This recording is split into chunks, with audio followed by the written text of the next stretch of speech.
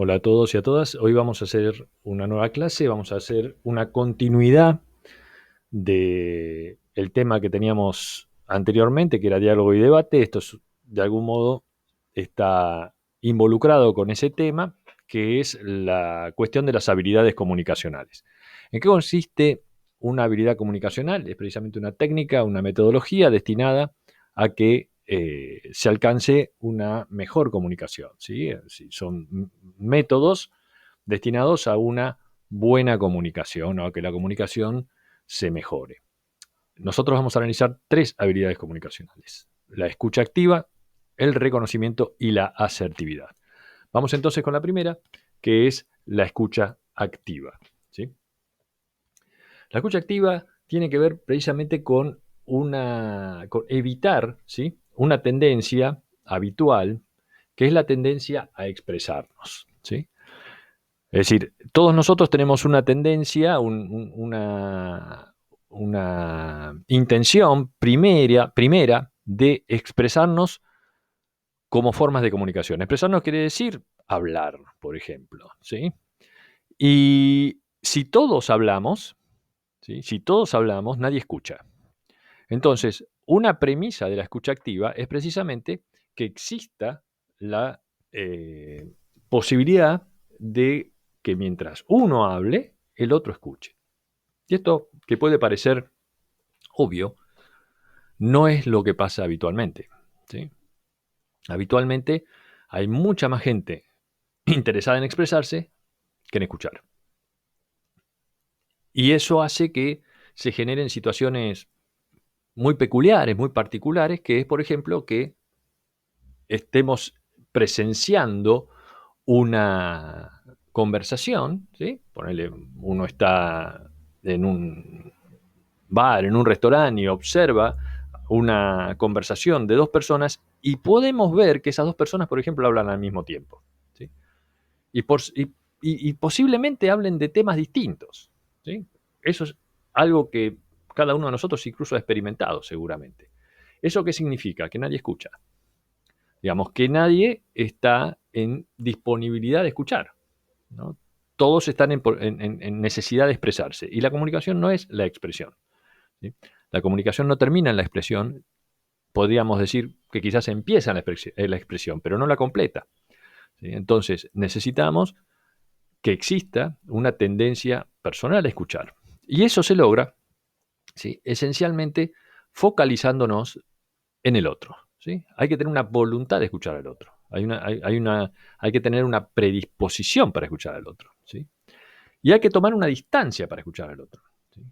La distancia es algo importante, ¿sí? Hoy que estamos en tiempo de distancias, la distancia es importante, ¿sí? Fíjense ustedes qué pasa cuando ven una imagen. Ponele un cuadro o una foto, ¿sí?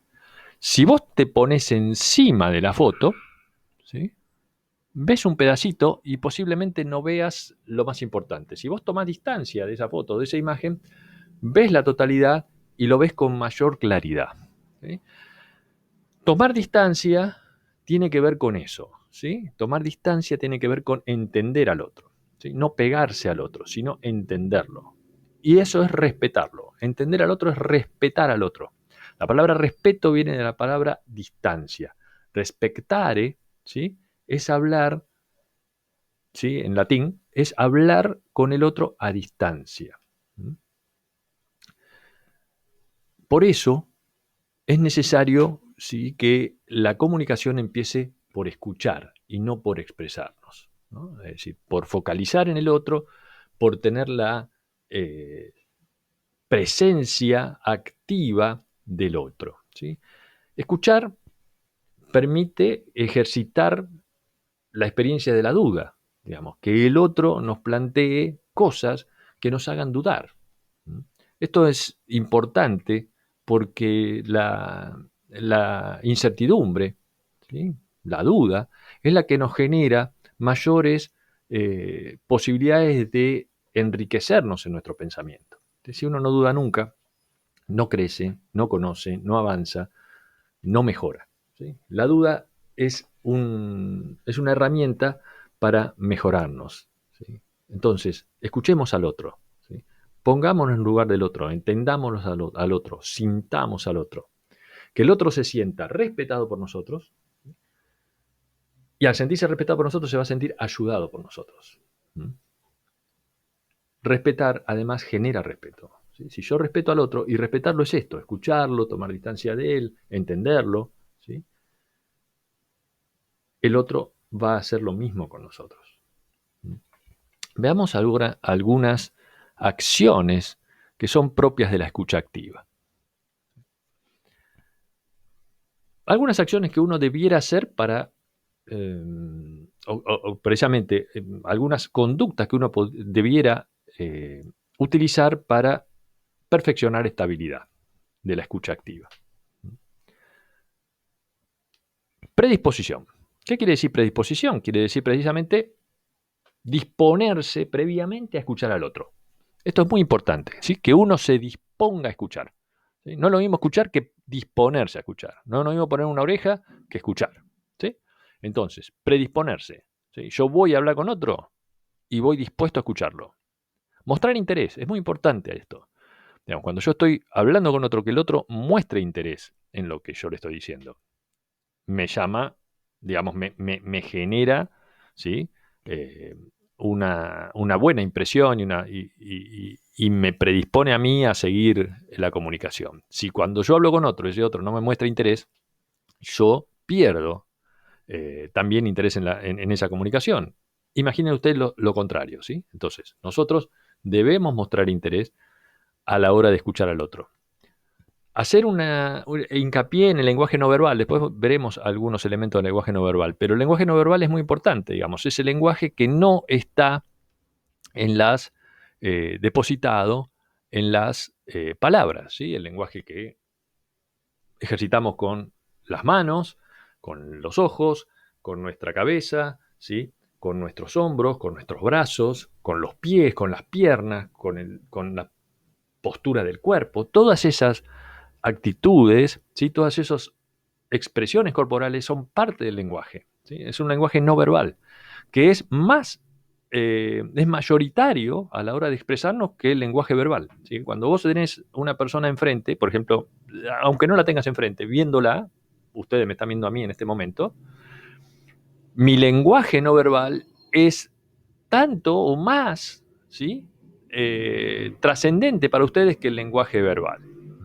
No es lo mismo este discurso que yo estoy haciendo en este momento si lo hago simplemente por audio. ¿Sí? El lenguaje no verbal adiciona, ¿sí?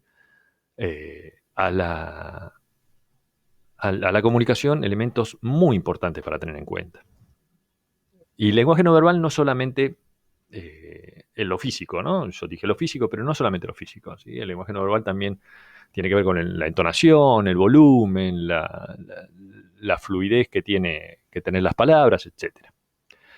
Bien, entonces, allí tenemos las tres primeras elementos que tenemos que tener en cuenta, ¿no? Predisposición, mostrar interés, ¿sí?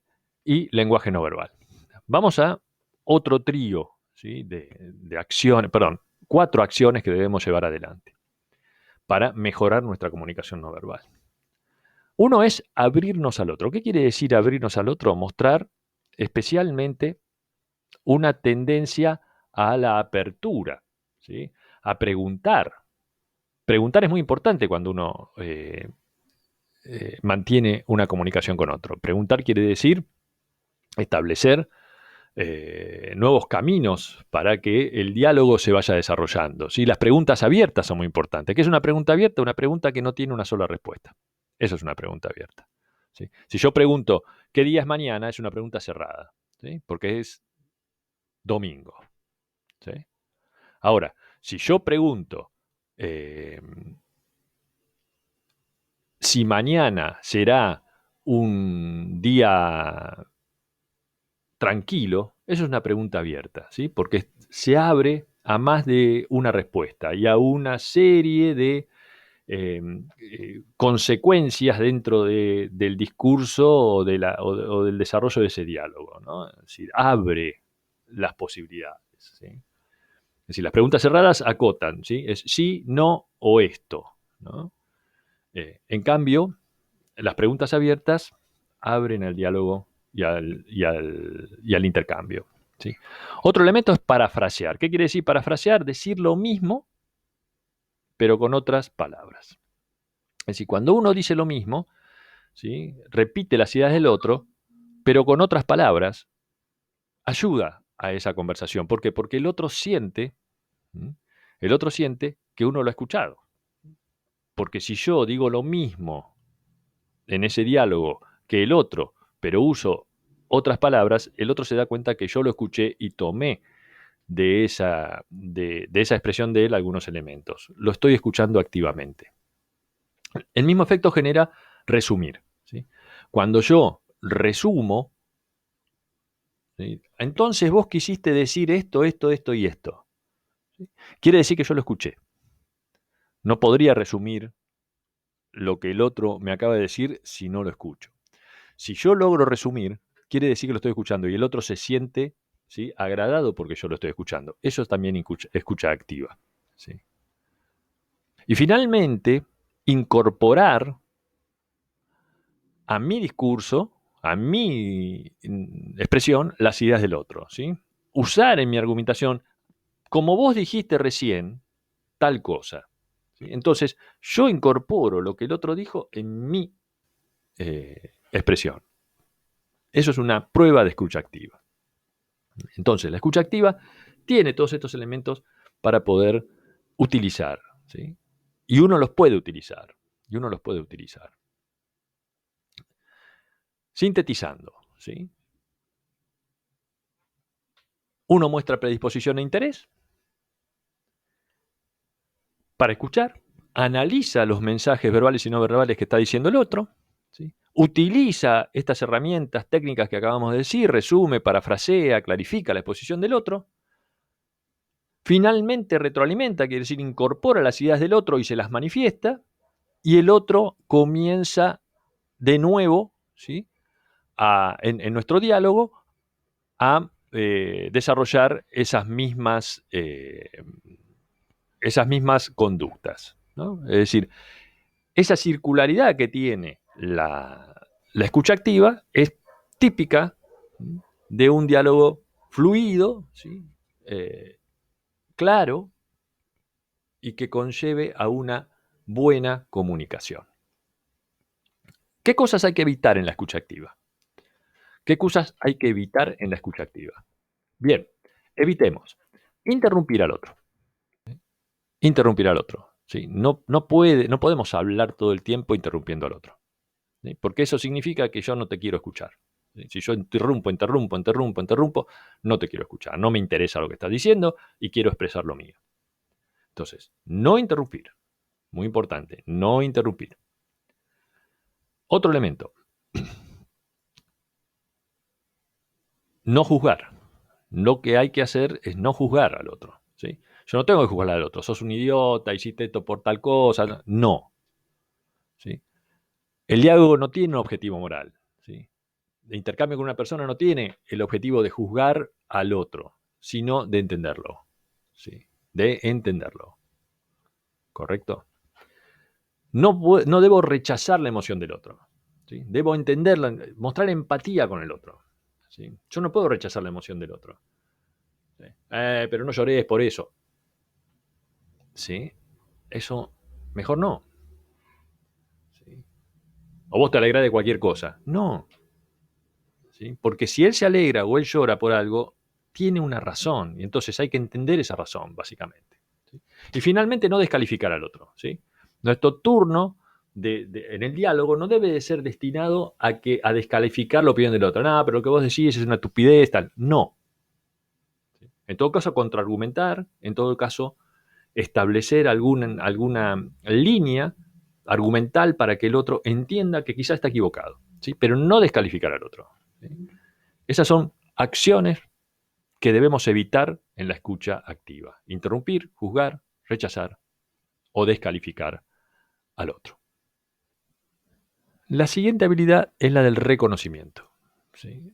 El reconocimiento es una forma de alcanzar el mayor vínculo de relación con el otro con el cual nos estamos comunicando, ¿sí?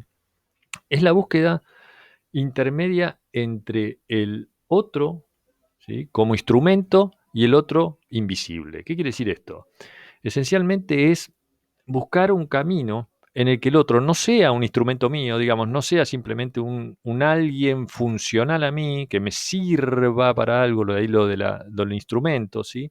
Digamos, no necesariamente que el otro sirva para algo para mí, y tampoco que el otro no exista para mí. Digamos, ese es el reconocimiento, el punto justo donde el otro es otro para mí. No es otro como instrumento de algo que me sirve a mí, ni es otro al que yo ni detecto, ¿sí? Entonces, el punto medio es ese punto del reconocimiento. El reconocimiento se requieren dos condiciones básicas, ¿sí?, que es la condición de alteridad y el entorno democrático. La condición de alteridad es precisamente, ¿sí?, la palabra alter quiere decir otro, ¿sí? Alteridad podría traducirse también por otredad, que también hoy es posible verlo en libros y en textos, ¿sí? Entonces, la alteridad o la otredad, ¿qué quiere decir? Precisamente un ámbito donde el otro es otro para mí y yo soy otro para el otro. Digamos, la idea de que el otro existe. Ese es el concepto básico de alteridad y de otredad, ¿no? Soy un sujeto, yo soy un sujeto cuando me reconozco, o perdón, yo soy un sujeto reconociendo al otro, ¿sí? Cuando yo reconozco al otro, me transformo en sujeto. Eso es el concepto de alteridad, ¿no? Es decir, existe un otro y porque existe un otro, puedo existir yo. Por lo tanto, es necesario el otro para mí. Y la segunda condición es la condición de un entorno democrático. ¿Qué significa? No estamos hablando de la democracia del voto en este caso, sino un entorno democrático está relacionado con eh, un ambiente donde el otro y yo estemos en posibilidad de disentir, ¿sí?, de intercambiar diferencias, ¿sí?, de no ser como el otro. Porque volvemos a lo que dijimos ya en algún momento en otra clase, ¿no? Si yo soy como el otro, ¿sí?, o si yo intento que el otro sea como yo, entonces somos iguales, no hay diferencias y el otro y yo somos lo mismo. Y no es eso posible, digamos. O el otro es otro y yo soy yo. Por lo tanto, el entorno democrático es reconocer al otro como otro distinto y diferente, con todas sus diversidades. Esencialmente, el reconocimiento es ponerse en los zapatos del otro, ¿no? Es decir, esta frase tan remanida, pero que debemos tratar de alcanzar, ¿no? ¿Cómo podemos hacer para, sin convertirnos en el otro, ponernos en lugar del otro? ¿Sí? Que no es lo mismo que ser el otro, ¿no? Es decir, ponerse en lugar del otro es tratar de entenderlo como tal. ¿Cuál es el objetivo básico del reconocimiento? El objetivo del reconocimiento es eludir polarizaciones. ¿Qué quiere decir eludir polarizaciones? Quiere decir que el otro no es el malo, ni yo soy el bueno, el otro no es el correcto y yo soy el incorrecto, el otro no es el inútil y yo soy el inútil, etc. Es decir, los términos de las relaciones entre las personas no son blancos o negros, ¿sí? Reconocer al otro con todas sus diversidades. Superar diferencias, por supuesto, el objetivo de reconocimiento es superar las diferencias, reconocer al otro en sus diferencias, saber que el otro es diferente y respetar esas diferencias, esas diversidades, respetar lo distinto en el otro, ¿sí? Por eso es importante esa idea de reducir polarizaciones, porque si uno reduce las polarizaciones, logra encontrar en el otro elementos que son muy importantes para uno. Entonces, el reconocimiento reconoce diferencias, digamos, que el otro es distinto a mí y que yo acepto las diferencias del otro. Reconoce diferencias. Reconoce zonas grises, esto de que no es ni blanco ni negro. Polarizar, no. Digamos, zonas grises. Yo no soy ni extraordinariamente bueno ni extraordinariamente malo, ¿sí? Seguramente soy un término eh, intermedio allí, ¿sí? donde yo tengo cosas que seguramente deberé revisar y el otro tiene cosas que deberá revisar. Todos tenemos zonas grises, todos tenemos espacios, ¿sí?, que no nos gustan de nosotros y que deberíamos intentar mejorar. Por lo tanto, esas zonas grises es necesario reconocerlas en el otro y en nosotros. Y esa particularidad del otro, ¿sí? El otro tiene riquezas. Como decíamos antes, yo no soy yo no me tengo que considerar el depositario de todas las virtudes. El otro tiene una enorme cantidad de virtudes que yo tengo que reconocer y que me sean para mí enriquecedoras, ¿no? Entonces, reconocer lo particular del otro es también reconocer la riqueza del otro, ¿sí? En eso es donde reside, digamos, el centro del asunto en el reconocimiento, ¿sí? Un elemento importantísimo es no eh, estereotipar al otro, ¿sí? No establecer en el otro un estereotipo. Recuerden ustedes lo que es un estereotipo, es una especie de modelo de 4 o 5 elementos básicos, ¿sí?, por los cuales yo reconozco, por ejemplo, una persona, ¿sí? Entonces yo digo, ¿cuál es el estereotipo del obrero? Entonces, el estereotipo del obrero es es varón, ¿sí? Es varón, es normalmente tosco, ¿sí?, habitualmente poco aseado, ¿sí?, y culturalmente limitado, ¿sí? Ese es el estereotipo del obrero. Ahora, ese no es el obrero, ¿sí? Eso es un estereotipo del otro. El obrero no tiene por qué ser eso, ni es eso, pero hay estereotipos, así como hay estereotipos de las mujeres, hay estereotipos de las adolescentes, hay un estereotipo de los docentes, de los intelectuales, hay estereotipos de inmigrantes, hay estereotipos de trabajadoras de servicios en el hogar, hay todo tipo de estereotipos. Y las personas no son eso, ¿sí? Las personas son personas con sus particularidades, diferencias, virtudes y defectos.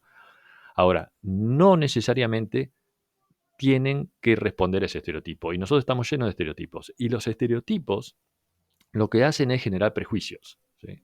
Porque digo, bueno, entonces este tipo de personas son recomendables, malas, buenas, extraordinarias o hay que huir de ellas. Libres de prejuicios para enfrentarse al otro, reconocer al otro y después decidir si el otro vale la pena para mí o no, ¿sí? Pero eso es el objetivo, ¿sí? Que el otro no se transforme para mí en un simple modelo, ¿sí?, previsto, que yo he analizado antes de intercambiar con él, ¿no? Es importante llegar a un diálogo, a una relación, a un intercambio comunicacional libres de prejuicios. Eso es muy importante, ¿sí? Vamos ahora a la tercera de las habilidades comunicacionales, que es la asertividad. Ya visto, escucha activa y reconocimiento. ¿Qué es la asertividad? La asertividad proviene de una palabra latina que quiere decir, que es acertus, que quiere decir certeza, ¿sí? Y la asertividad es eso, afirmar con certeza, que no significa necesariamente que el contenido del mensaje que yo estoy emitiendo sea verdadero. Puede no serlo, pero lo que tiene que ver con esta habilidad es la capacidad que yo tenga de mostrarme certero, mostrarme afirmativo, mostrarme seguro. Hacer sentir al otro que lo que yo digo es cierto. Esa es la habilidad comunicacional de la asertividad y es muy importante porque siempre que podamos expresarnos asertivamente significará tener una mayor atención del otro, tener un mayor interés de parte del otro por lo que estamos diciendo. ¿Cómo se logra esto? Se logra a través de la expresión, ¿sí? En principio, expresar las cosas sin distorsión, ¿no? Es decir, expresar sin distorsión significa esencialmente no contradecirse, ¿no? No establecer una narración o un relato que rápidamente signifique que nos vayamos contradiciendo en nuestro hilo discursivo, digamos.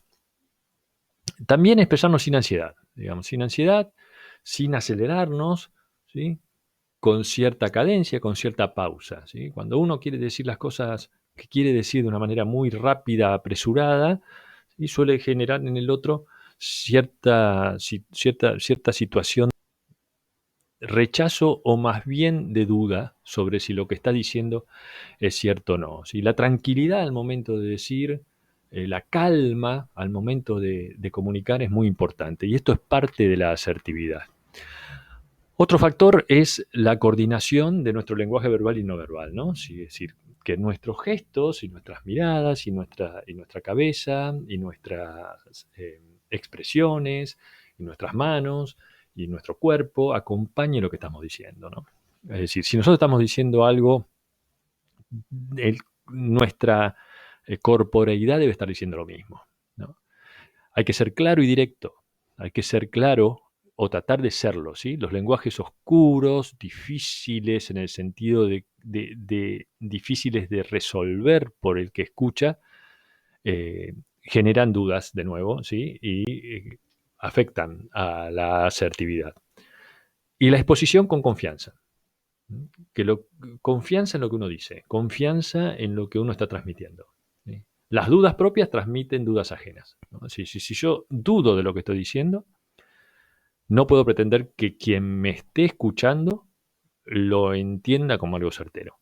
Por lo tanto, hay que exponer con confianza, con tranquilidad, con calma, sin que ello sea agresivo. Después vamos a volver sobre este punto, ¿sí? Pero a veces es muy común confundir la asertividad con la agresividad, ¿sí? O una posición asertiva con una posición agresiva. Eso no es así, no tienen una cosa que ver con la otra. Podríamos decir que la agresividad es la exageración burda de la asertividad, ¿no? Es una especie de caricatura de la asertividad, la agresividad. No es lo mismo. No es lo mismo. La asertividad es respeto por el otro, ¿sí? Y respeto por lo mío. ¿Mm? En eso radica la asertividad. La asertividad quiere decir que yo respeto al otro, ¿sí? Y expongo lo mío con total claridad y con una actitud de dominio de lo que estoy diciendo, y de ese modo también me respeto a mí. Una particularidad de la asertividad es que se opone a la inhibición, digamos, ¿sí? La timidez no es asertiva. Y esto no quiere decir, y quiero recalcar, o quedarme un segundo en esto, ¿no? Ser tímido a la hora de expresarse, indudablemente no va a ayudar a la asertividad. Es decir, una persona que tenga cierta inhibición para expresarse, o cierto temor, o timidez, no resulta asertiva. Ahora bien, eso no quiere decir que las personas tímidas no puedan ser asertivas, ¿sí? No es así. ¿Por qué? Porque estamos hablando de una habilidad y dijimos que las habilidades comunicacionales se aprenden. Por lo tanto, se aprende a ser asertivo. Así como se aprende a escuchar activamente o como se aprende a reconocer a las personas, también se aprende a ser asertivo. Por lo tanto, si alguno de ustedes es tímido, ¿sí? o tiene ciertas inhibiciones a la hora de expresarse, no se preocupen, porque esto se aprende con el tiempo, se aprende con las ganas de aprender, se aprende con la práctica, intentando, ¿sí? Hacer eh, tomar algunas conductas que ayuden en la asertividad, ¿sí? Yo mismo soy una persona tímida, ¿sí? En mi vida cotidiana lo soy. Pero a la hora de tratar de expresar, y sobre todo profesionalmente en materia de educación, he logrado, ¿sí? Mostrarme lo más asertivo posible. ¿Por qué?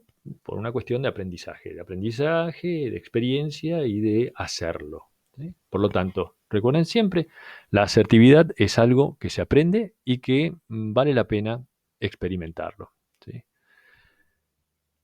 Una cuestión que hace a la asertividad es la seguridad de nuestros argumentos, ¿sí? Esto es muy importante. Es decir, una persona, como decíamos antes, que tenga dudas de lo que está diciendo, no puede ser asertiva. Por lo tanto, sobre lo que estamos hablando tenemos que estar seguros, ¿sí? Por eso siempre descreo de las personas que pueden hablar de cualquier cosa, ¿sí? Es decir, uno no puede hablar de cualquier cosa porque es imposible que uno sepa de todo. Por lo tanto, de lo que sabemos, hablamos con seguridad. De lo que no sabemos, hablamos con dudas y por lo tanto no somos asertivos, lo cual es correcto, ¿sí? Pero para hablar asertivamente hay que tener seguridad y para tener seguridad hay que conocer. Ustedes como alumnos se han dado cuenta seguramente rápidamente de docentes que quizás han mm, observado con una asertividad relativa, ¿no? Es decir, personas que les hablan y ustedes dudan de que lo que está diciendo sea correcto, ¿sí? En general, esto suele suceder cuando eh, se, se, mm, que existe una falta de conocimiento muy preciso de lo que uno está hablando. Si uno habla de algo que no tiene mucho conocimiento, de que no tiene cierta confianza, ¿sí? Se observa poco asertivo, ¿sí? Esta es parte de la necesidad de la asertividad. Digamos, que lo que estemos hablando sea algo de lo que nosotros sepamos. Para ser asertivo hay que ser seguro de lo que se está diciendo. La asertividad, como decíamos, no es una condición natural, se aprende, ¿sí? Uno puede ser asertivo en algo y no ser asertivo en otra cosa, ¿sí? Es lo que decía antes, digamos, si yo no sé de química, ¿sí? O de biología, obviamente no voy a poder ser asertivo en biología, por muy asertivo que pueda ser hablando, no sé, de eh, sociología o de cuestiones que tienen que ver con la política, ¿sí? Entonces, yo puedo ser asertivo en algunas cosas y no asertivo en otras. Puedo ser asertivo hablando de fútbol y no soy asertivo hablando de cine, ¿sí? Es decir, con lo cual, esto es totalmente lógico, ¿sí? Eh, por lo tanto, la asertividad también depende mucho del contenido del mensaje que estemos transmitiendo, ¿sí? Uno de los factores que nos hace asertivos es saber decir que no, ¿sí? Saber decir que no es ser asertivo. ¿Por qué? Porque hay una tendencia, sobre todo en nuestro tiempo actualmente, a decir que sí a todo, por una cuestión de condescendencia, ¿sí? De resultar, llamémosle, eh, agradable al otro, ¿sí? Y saber decir que no sin sentir culpa de decir que no, saber decir que no sin sentir culpa de decir que no, es asertivo. Es decir, saber decir que uno no sabe es asertivo, saber decir que uno no quiere es asertivo, saber decir que uno no, no desea algo es ser asertivo. Es decir, el saber decir que no es uno de los grandes factores que hacen a la asertividad.